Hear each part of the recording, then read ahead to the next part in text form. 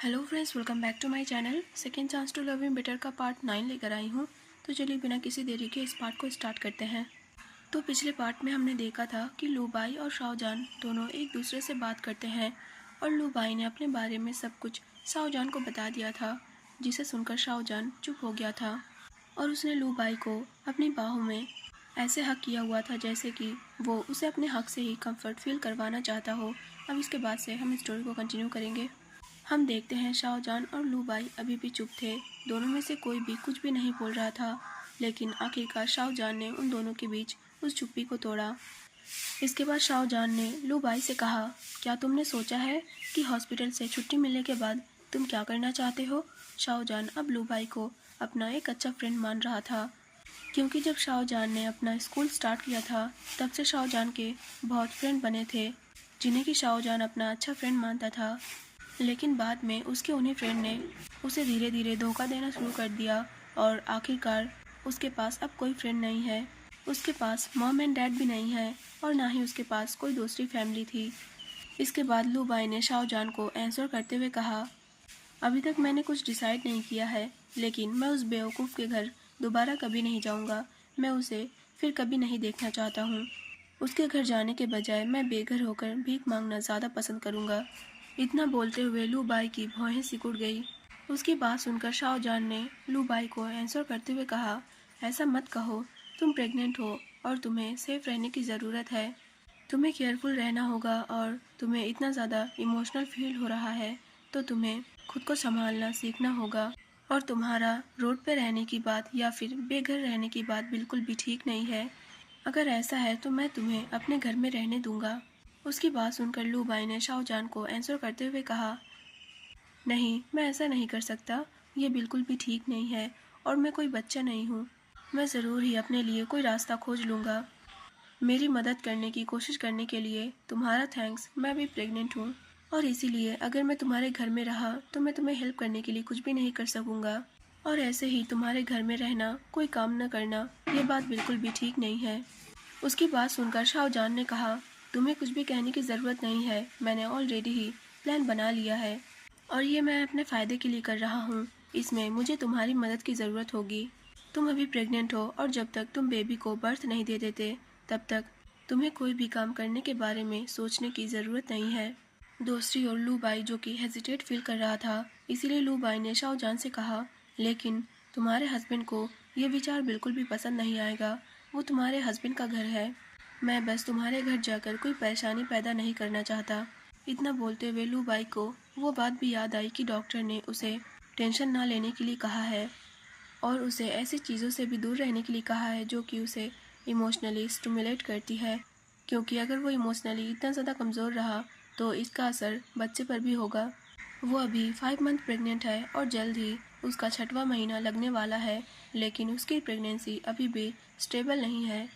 अब हम देखते हैं शाओजान लूबाई की बातें सुनता है, लेकिन शाओजान तुरंत ब्लश करते हुए लूबाई से कहता है, मेरा हस्बैंड मेरी हर बात सुनता है और वो मेरे हर विश और ऑर्डर्स को पूरा करता है।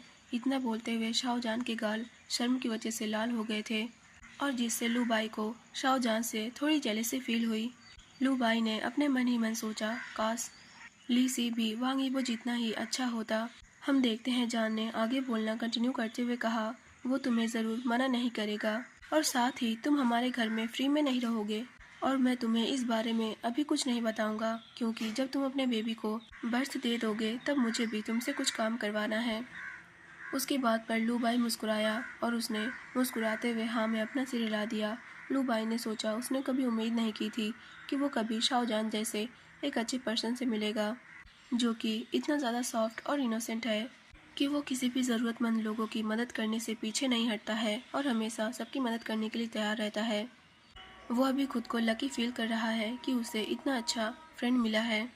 इसके बाद हम देखते हैं दोनों ने हैप्पीली एक दूसरे से बात की और शाओजान प्रेगनेंसी के बारे में बहुत ज़्यादा क्यूरियस था। उसने लूबाई से बहुत सारे सवाल पूछे और वो लूबाई से जेलस फील करने से खुद को नहीं रोक सका। वो महीने से एक बेबी के लिए ट्राई कर रहा है, लेकिन अभी तक कुछ भी नहीं हुआ है। शायद अब उसे एक डॉक्टर के पास जाना चाहिए और उनसे कुछ सलाह लेनी चाहिए कि क्या उसमें कुछ गड़बड़ है या नहीं। वो सच में एक खुद का बेबी चाहता है। वो वांग यीबो को फादर बनाना चाहता है। वो एक क्यूट और चबी बेबी को बर्थ देना चाहता है। हम देखते हैं शाओजान ने भी लू बाई के साथ ही हॉस्पिटल में रात बिताने का फैसला किया, क्योंकि दूसरे दिन ही लू बाई को डिस्चार्ज कर दिया जाएगा। जान लीसी पर भरोसा नहीं कर पा रहा था। जान ने सोचा कि अभी बस लीसी परवाह करने का नाटक कर रहा है ताकि वो लू बाई के पास आ सके और अनबॉर्न बेबी को हार्म कर सके। अब हम देखते हैं शाओजान लू बाई के रूम से बाहर आया और उसने अपने हस्बैंड की ओर देखा, जो कि लीसी से बात कर रहा था। इसके बाद शाओजान ने अपने हस्बैंड को बुलाया, जो कि अभी भी लीसी की ओर देख रहा था। शाओजान ने कहा, हस्बैंड, मैं आपसे बात करना चाहता हूँ। शाओजान की आवाज़ सुनकर वांग यीबो अपनी जगह से उठकर खड़ा हो गया। इसके बाद वो शाओजान के पीछे पीछे कोने की ओर चला गया, जहाँ की शाओजान उसे बुला रहा था। इसके बाद यीबो जाकर शाओजान को पीछे से हक कर लेता है, क्योंकि वो खुद को कंट्रोल नहीं कर पा रहा था। इसके बाद यीबो ने जेलस होते हुए शाओजान से कहा, मैं थोड़ा शॉक्ड हूँ कि तुम इतनी देर से उस गेयर के साथ क्या बात कर रहे थे। ऐसा लगता है कि तुम उस गेयर से बहुत ज़्यादा क्लोज हो। शाओजान ने यीबो की बातों से इनकार नहीं किया। शाओजान ने सोचा, भले ही वो आज लू बाई से दूसरी बार मिला है, लेकिन उसे ऐसा फील हो रहा है कि लू बाई दूसरों की तरह नहीं है और वो उसे धोखा नहीं देगा। और आज तो उन दोनों के बीच बहुत सारी बातें हुई और उसे ऐसा फील हुआ कि उन दोनों के बीच एक अच्छा बॉन्ड क्रिएट हो गया है। इसके बाद शाओजान ने वांग यीबो को आंसर करते हुए कहा, वो बहुत ज़्यादा मिजरेबल हालत में था और मैं उसकी केयर करना चाहता हूँ जब तक वो अपने बेबी को बर्थ नहीं दे देता। उसकी फैमिली का कोई भी मेंबर नहीं बचा है, सबकी डेथ हो चुकी है और अब वो भी मेरी ही तरह एक अनाथ है। वो प्रेग्नेंट है और उसका हस्बैंड उसके साथ बुरा बिहेव करता है। अगर कभी मेरा हस्बैंड ये जानने के बाद भी मेरे साथ बुरा बिहेव करता कि मैं प्रेग्नेंट हूँ, तो मैं उस पर्सन को कभी भी माफ़ नहीं करता। मैं उस पर्सन से हमेशा नफरत करता, लेकिन लकीली तुम मेरे हस्बैंड हो और तुम बहुत अच्छे हो। शाओजान ने यीबो से ये सारी बातें कही और वो बस वांग यीबो के फेशियल एक्सप्रेशन को देख रहा था। दूसरी ओर वांग यीबो, जो कि शाओजान की सारी बातें सुनकर बहुत ज़्यादा घबरा गया, उसने कभी भी शाओजान से इस बारे में नहीं पूछा कि अगर वांग यीबो शाओजान के साथ ऐसा बिहेव करता तो शाओजान का रिएक्शन क्या होता। उसे तो ये अच्छी तरीके से पता है कि उसके पिछली लाइफ में उसने शाओजान को उसके प्रेगनेंसी के दौरान बहुत ज़्यादा टॉर्चर किया था और उसने कभी भी शाओजान को हॉस्पिटल भी ले जाने की जहमत नहीं उठाई। और जब शाओजान लेबर पेन में था तब भी वो शाओजान को हॉस्पिटल नहीं ले गया।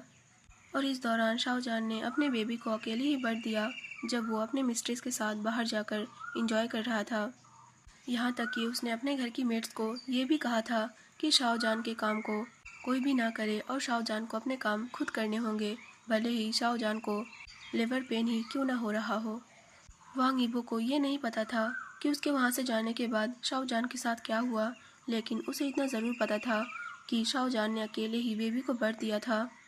और घर वापस आने के बाद वांग यीबो ने शाओजान से उसका बच्चा छीन लिया था और उसे ये बिंग को दे दिया था। इसके बाद वांग यीबो शाओजान को आराम करने का कोई भी टाइम नहीं देता है और वो शाओजान को वापस अपने काम पर लौटने के लिए कहता है। वो सच में एक मॉन्स्टर था और कभी भी माफ़ करने के लायक नहीं है। और शाओजान, जो कि उसके लिए बहुत ज़्यादा अच्छा है, उसने अपनी पिछली लाइफ में शाओजान के साथ बहुत ज़्यादा भयानक काम किए थे, लेकिन शाओजान ने उसे कभी भी धोखा नहीं दिया। शाओजान ने कभी भी उसके बजाय एक लग्जरियस लाइफ को नहीं चुना और शाओजान मरते दम तक वांग यीबो के साथ ही रहा। इस हार्श और क्रूल वर्ल्ड में ऐसे प्योर पर्सन से मिलना आसान नहीं है। अब हम देखते हैं वांग यीबो ने शाओजान को कसकर हक कर लिया। इसके बाद वांग यीबो ने शाओजान से कहा, जान जान, मैंने तुम्हारे साथ पहले जो कुछ भी किया है मैं उसकी भरपाई कर दूंगा। मैं तुम्हें कभी भी हार्म नहीं होने दूंगा, ना ही तुम्हें कभी कोई दुख सहने दूंगा। मैं पहले एक स्टूपिड था और फिर मुझे अपनी गलतियों का एहसास हुआ, लेकिन अब मैं उन गलतियों को दोबारा कभी नहीं दोहराऊंगा। उसकी बात पर शाओजान ने आंसर करते हुए कहा, जो बीत गया है वो पास्ट है और अब तुम बिल्कुल एक अलग पर्सन हो। तुमने अपना वादा निभाया है और मेरे साथ अच्छा बिहेव किया है और मैं इसके लिए सच में तुम्हारा बहुत ज़्यादा ग्रेटफुल हूँ। वैसे ही वो मैं सोच रहा था कि मैं आज रात यहीं पर बिताऊंगा। पहले ही बहुत ज़्यादा रात हो चुकी है, तुम्हें घर वापस जाना चाहिए और आराम करना चाहिए और फिर कल तुम्हें हमें लेने भी आना है। वांग यीबो ने उसकी बात पर एग्री ना करते हुए झिझकते हुए कुछ कहने की कोशिश की, लेकिन शाओजान ने उसे कुछ कहने से रोक दिया। शाओजान ने यीबो से कहा, इसमें कोई शक नहीं है कि लू बाई को टेक केयर की ज़रूरत है और अभी उसके पास उसकी देखभाल करने के लिए कोई नहीं है, इसीलिए मैं यहाँ पर रुकूंगा। दूसरी ओर ईबो, जो कि शाओजान के इस फैसले से बहुत ज़्यादा सैड फील कर रहा था, लेकिन फिर भी उसे समझौता करना होगा। ये सब ली सी की गलती है। अगर ली सी अपने गियर को नहीं डराता और लू बाई लगभग मरने के कगार पर न होता, तो शाओजान आज उसके पास होता और वो दोनों अब तक हक करके एक दूसरे को बेड पर फील कर रहे होते और इस दुनिया में एक बेबी लाने के लिए कड़ी मेहनत कर रहे होते। इसके बाद शायद शाओजान और वांग यीबो एक दूसरे को अच्छे से हक करके सो जाते। इसके बाद हम देखते हैं वांग यीबो हॉस्पिटल से वापस अपने घर गया और उसने बिना मन से अपने गियर के लिए कुछ कपड़े, नाइट सूट और कुछ खाना लेकर वापस हॉस्पिटल पहुंचा। उसने देखा कि शाओजान अभी भी लू बाई के साथ बात कर रहा था, लेकिन जैसे ही उसने ईबो को देखा, वो ईबो की ओर देखकर मुस्कुराया, जिसे देखकर ईबो का हार्ट वार्म हो गया। इसके बाद वांग ईबो ने शाओजान से कहा, मुझे पता है कि तुमने अभी तक कुछ नहीं खाया है, तुम अपने फ्रेंड के साथ कुछ खा सकते हो। मैंने तुम्हारे लिए कुछ कपड़े और नाइट सूट भी लाया हूँ और यहाँ पर तुम्हारी कुछ ज़रूरत की चीज़ें भी हैं। अगर तुम्हें कुछ और चाहिए तो तुम मुझे बता सकते हो। सारी बातें बोलते हुए वांग यीबो बहुत ज़्यादा हैप्पी लग रहा था। वो तो बस अपने गियर को हैप्पी देखना चाहता है और इस बात को शेयर करने के लिए कि उसका गियर हर दिन हैप्पी रहे और बिल्कुल भी सैड फील ना करे। वो अपनी लाइफ के वो हर एक चीज़ को आजमाएगा जो कि उसके गियर को हैप्पी कर सकता है। इस लाइफ में उसका सिर्फ एक ही मकसद है, अपनी पिछली लाइफ में की गई गलतियों को सुधारना। दूसरी ओर शाओजान, जो कि अपने हस्बैंड के ऐसे बिहेव को देखकर बहुत ज़्यादा इमोशनल हो गया और उसने तुरंत अपने हस्बैंड को हक कर लिया और उसने ईबो के चीक्स पर किस किया। इसके बाद शाओजान ने ईबो से कहा, मैं तो बहुत ज़्यादा लकी हूँ कि मुझे ऐसा हस्बैंड मिला। मैं खुद को इस दुनिया का लकीस्ट पर्सन फील करता हूँ। इतना बोलते हुए शाओजान के आंखों में एक चमक थी जो कि ये बता रही थी कि शाओजान अभी बहुत ज़्यादा हैप्पी है। उसकी बात पर वांग यीबो ने आंसर करते हुए कहा, मैं अपने ब्यूटीफुल गियर के लिए कुछ भी कर सकता हूँ और मैं ऐसा कोई भी काम करने के लिए तैयार हूँ जो कि तुम्हें हैप्पी करता है। इतना बोलते हुए वांग यीबो नीचे झुका और उसने शाओजान के लिप्स को कैप्चर कर लिया और उसे पैशनेटली किस करने लगा। लेकिन अगले ही पल उन दोनों को एक खांसी की आवाज़ सुनाई दी तो शाओजान वांग यीबो से शर्म से अलग हो गया। ये कोई और नहीं बल्कि लू बाई था, जो कि उन दोनों को इतना ज़्यादा रोमांटिक होते हुए देख रहा था। तो उसने उन दोनों को इंटरप्ट करने की कोशिश की क्योंकि वो दोनों उसके सामने खुलेआम ही ये सब कर रहे थे। इसके बाद शाओजान ने वांग यीबो से कहा, तुम्हें अभी जाना चाहिए और इन सारी चीज़ों के लिए थैंक्स। इतना बोलकर शाओजान अपने लाल फेस के साथ अपने फ्रेंड के पास चला गया। शाओजान की हरकतें और उसका लाल फेस देखकर ईबो हंसा और वो हंसते हुए रूम से बाहर चला गया। लू बाई अभी शर्मा रहे शाओजान की ओर देख रहा था और मुस्कुरा रहा था। इसके बाद लू बाई ने शाओजान से कहा, तुम्हारा हस्बैंड सच में तुम्हारा बहुत ज़्यादा ख्याल रखता है। तुम तो बहुत ज़्यादा लकी हो जो कि तुम्हें इतना ज़्यादा अच्छा हस्बैंड मिला है। उसकी बात का जवाब देते हुए शाओजान ने कहा, मुझे उम्मीद है कि तुम भी फ्यूचर में लकी होगे और सब कुछ बेहतर के लिए बदल जाएगा। मुझे उम्मीद है कि फ्यूचर में गियर के बीच भेदभाव नहीं किया जाएगा, बल्कि दूसरे लोग भी गियर को रिस्पेक्ट के साथ देखेंगे। मुझे उम्मीद है कि सोसाइटी में हमें भी राइट्स और सेफ्टी मिलेगी और इस काम में मेरा हस्बैंड मेरी हेल्प करेगा और मुझे पता है कि मेरा सपना पूरा ज़रूर होगा। इसके बाद शाओजान ने खुद के और लू बाई के लिए खाना सर्व किया और उन दोनों ने खूब बातें करते हुए खाना खाया। उन दोनों ने आज बहुत ज़्यादा बातें की और सोते हुए उन लोगों को ये फील हुआ कि आज बहुत ज़्यादा देर हो चुकी है। दूसरी ओर वांग यीबो, जो कि घर वापस नहीं गया क्योंकि शाओजान ने उसे घर जाने के लिए कहा था, लेकिन शाओजान यहाँ पर है तो यीबो का घर जाने का और अकेले सोने का मन नहीं कर रहा था, इसलिए वो भी ली सी के साथ हॉस्पिटल में ही रुकता है। दूसरे दिन लू बाई और शाओजान उठते हैं और वांग यीबो घर जाने की सारी प्रोसेस को कंप्लीट करता है। अब बस घर जाना ही बाकी रह गया था। ली सी, जो कि पहले लू बाई को नज़रअंदाज करता था, आज उसे लू बाई के साथ एक ही कार में अंदर जाने की परमिशन नहीं मिली। हम देखते हैं ली सी लू बाई से कहता है, क्या तुम मुझे बोलने का एक मौका नहीं दे सकते? तुम कल से मुझे इग्नोर कर रहे हो और जब भी मैं तुम्हें कांटेक्ट करने की कोशिश करता हूँ तो तुम बहुत ज़्यादा इमोशनल हो जाते हो। उसकी बात का आंसर करते हुए लू बाई ने कहा, हमारे बीच बात करने के लिए कुछ भी नहीं है, अब मुझे जाने दो। बात करते हुए लू बाई लगभग चिल्ला रहा था और वो ली सी से खुद को छुड़ाने की कोशिश कर रहा था और लू बाई की आवाज़ बहुत ज़्यादा तेज़ थी, जिसकी वजह से आसपास के मौजूद लोग उसकी ओर देखने लगे थे। उसकी बात पर ली सी ने अपनी भौहें सिकोड़ी। वो जानता है कि वो पहले गलत था, लेकिन अब वो सब कुछ ठीक करने की कोशिश कर रहा है, लेकिन बदले में उसे क्या मिल रहा है। ऐसे एक बार आत्महत्या करने की कोशिश करना और दूसरी बार ऐसा रवैया दिखाना। अगर लू बाई पहले ऐसा बिहेव करता तो लीसी कभी भी अच्छा बनने की कोशिश नहीं करता, और अब लोग उसे इस तरीके से देख रहे हैं जैसे कि उसने कोई अपराध कर दिया है। अब आखिरकार लीसी ने लू बाई का हाथ छोड़ दिया और इतने सारे लोगों के बीच उसे शर्मिंदा होना पड़ा। हम देखते हैं लीसी लू बाई के ऊपर गुस्सा करते हुए कहता है, ज़्यादा आगे बढ़ने की कोशिश मत करो, तुम्हें अपनी जगह पहचाननी चाहिए कि तुम कहाँ से बिलोंग करते हो।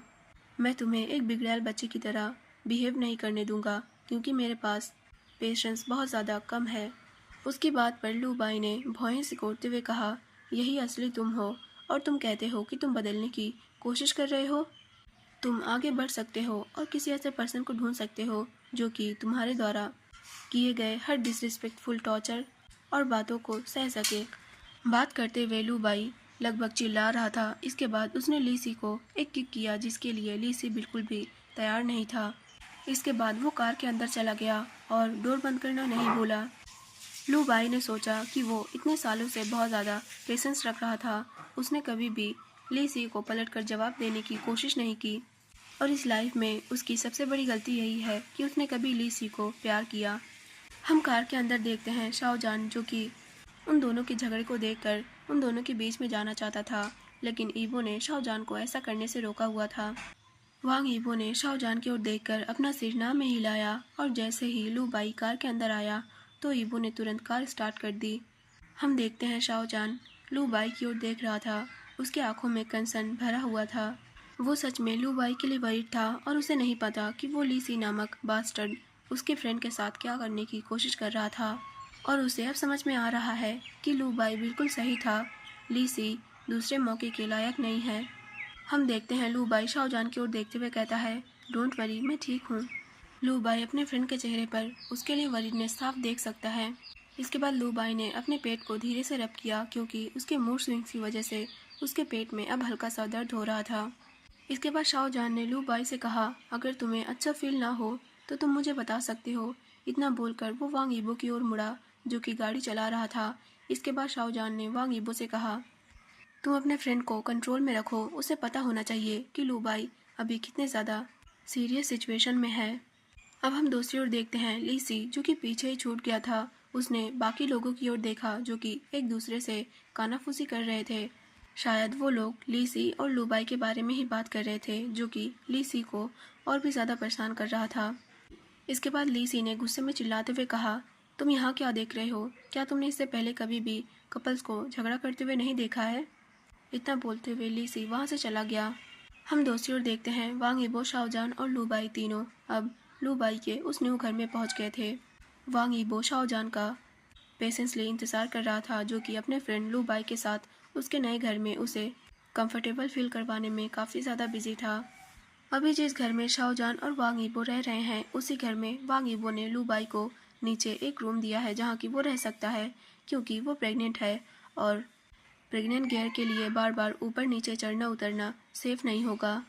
उसे नहीं पता कि ये जगह लू बाई के लिए काफ़ी है या नहीं, लेकिन लू बाई ने पहले ही कह दिया है कि जब वो बर्थ दे देगा तो वो एक दूसरी जगह पर शिफ्ट हो जाएगा। अब हम दूसरी ओर देखते हैं शाओजान लू बाई से कहता है, अगर तुम्हें किसी चीज़ की ज़रूरत हो तो तुम मुझे बताना मत भूलना। साथ ही यहाँ पर अंकल भी हैं जो कि घर के कामों में हमारी हेल्प कर सकते हैं, इसीलिए तुम ज़्यादा वरीड मत होना और अच्छे से रहना। इतना बोलकर शाओजान ने लू बाई के रूम के डोर को बंद कर दिया। इसके बाद शाओजान वांग ईबो के पीछे पीछे अपने रूम में चला गया।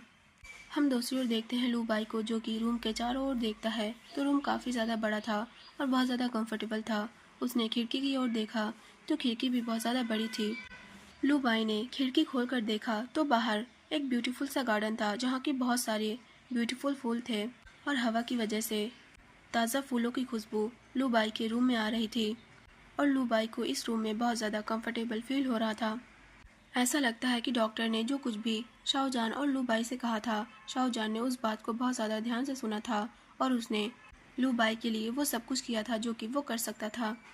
लू बाई सच में बहुत ज़्यादा ग्रेटफुल था कि वो एक ऐसे पर्सन से मिला जो कि बिना किसी मतलब के दूसरों की मदद करता है, और वो दूसरे पर्सन की तरह नहीं है जो कि ऊपर ही ऊपर दिखावा करते हैं कि वो परवाह करते हैं, लेकिन सच में वो अंदर से बस आपसे छुटकारा पाना चाहते हैं।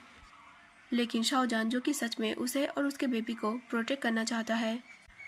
शाहजहान एक एंजल है, लूबाई विस्पर करता है। इसके बाद उसने अपने आंखों से आंसू पोंछे। लूबाई ने भी ये ठान लिया था कि वो भी शाहजहान के ड्रीम को पूरा करने में उसकी हेल्प करेगा। वो जानता है कि रास्ता बहुत ज़्यादा कठिन है, लेकिन वो हार नहीं मानेगा। दूसरी ओर हम शाहजहान और वांग यीबो को देखते हैं जो कि अपने रूम में पहुंचते हैं और रूम के अंदर एंटर करते ही शाहजहान को वांग यीबो ने वहीं की दीवार पर पिन कर दिया। शाहजहान जो कि ये समझ गया था कि उसका हस्बैंड अभी क्या करने की कोशिश कर रहा है, लेकिन वो ऐसा नहीं कर सकता क्योंकि बाहर ही उसका फ्रेंड मौजूद है और उसे किसी भी टाइम हेल्प की ज़रूरत पड़ सकती है। इसके बाद शाहजहान ने अपने हस्बैंड को मनाते हुए कहा, बाहुबे, हम अभी ऐसा नहीं कर सकते हैं। कैसा रहेगा अगर हम रात में ये करें? वांग यीबो जो कि शाहजहान के बहुत ज़्यादा क्लोज था और उसका फेस शाहजहान के नेक पर था और ब्रीथ लेने की वजह से उसकी गर्म सांसें शाहजहान के नेक पर फील हो रही थी और इससे शाहजहान को अपनी बॉडी में एक कपकपी सी फील होती है। इसके बाद हम देखते हैं वांग यीबो शाहजहान से कहता है, मैं सिर्फ एक बार करूँगा और मैं केयरफुल रहूँगा कि तुम्हें ज़्यादा टाइम ना लगे। उसकी बात का आंसर करते हुए शाहजहान ने कहा, मैं तुम्हारी बात पर भरोसा नहीं कर सकता। तुम हर बार ऐसा कहते हो, लेकिन लास्ट में तुम मुझे चलने लायक नहीं छोड़ते हो और मैं बेड पर ही पड़ा रहता हूँ। शाहजहान ने कहा और वांग यीबो के साथ ऐसा करने से इनकार कर दिया। वो सोचता है कि उसका हस्बैंड एक इंसान नहीं बल्कि एक बीस्ट है। वांग यीबो की डिक्शनरी में एक बार वर्ड मौजूद ही नहीं है। हम देखते हैं वांग यीबो जो कि शाहजहान की बातें सुनता है। इसके बाद वो शाहजहान से रिक्वेस्ट करते हुए कहता है, एक बार का मतलब बस एक बार, तुम मुझ पर भरोसा कर सकते हो। तुम्हें पता है कि मैं अपने वर्ड्स का पक्का हूँ। बाहुबे, प्लीज़, क्या तुम अपने हस्बैंड को ऐसे हर्ट होते हुए देख सकते हो? वांग यीबो की आवाज़ में नीड और वांट दोनों साफ सुनी जा सकती थी। इसके बाद उसने धीरे धीरे शाहजहान के सेंसिटिव जगहों को छूना शुरू कर दिया और वो ये अच्छी तरीके से जानता था कि वो अगर उसके गैर के इन जगहों पर छुएगा तो उसे शाहजहान से रिस्पॉन्स ज़रूर मिलेगा। हम देखते हैं शाहजहान ने वांग यीबो की बात मानते हुए कहा, सच में बस एक बार, क्या तुम अपना वादा निभाओगे? शाहजहान बहुत ज़्यादा भोला था और वो अपने हस्बैंड को ऐसे हर्ट होते हुए नहीं देख सकता था। खास करके शाहजहान अपने हस्बैंड को ऐसी चीज़ के लिए बिल्कुल भी इनकार नहीं कर सकता जिसकी वांग यीबो की अभी बहुत ज़्यादा ज़रूरत हो। उसकी बात सुनकर वांग यीबो ने हाँ में अपना सिर हिलाया। इसके बाद उसने एक भी पल बर्बाद नहीं किया और उसने तुरंत शाहजहान को अपनी बाहों में उठा लिया और उसे बेड के पास लेकर चला गया। अब हम घंटों बाद का सीन देखते हैं। शाहजहान जो कि अपने बेड पर लेटा हुआ था और पछता रहा था। वो इस बारे में सोच रहा था कि उसे अपने हस्बैंड के वर्ड्स पर बिल्कुल भी यकीन नहीं करना चाहिए क्योंकि उसका हस्बैंड एक बीस्ट है और उसका एक बार में कभी भी नहीं होता है। जब उसका हस्बैंड एक बार शुरू हो जाता है तो वो ये नहीं जानता है कि कैसे रुकना है।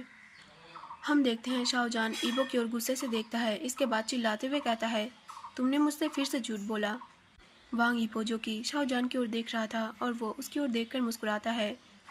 ईबो अभी खुद को एनर्जी से भरा हुआ फील कर रहा था। तो गाइस, आज के लिए बस इतना ही। आप लोगों को ये पार्ट कैसा लगा कमेंट सेक्शन में ज़रूर बताना और अगर वीडियो पसंद आया हो तो लाइक ज़रूर कर देना। फिर मिलते हैं इस एफएफ के नेक्स्ट पार्ट में। तब तक के लिए बाय बाय।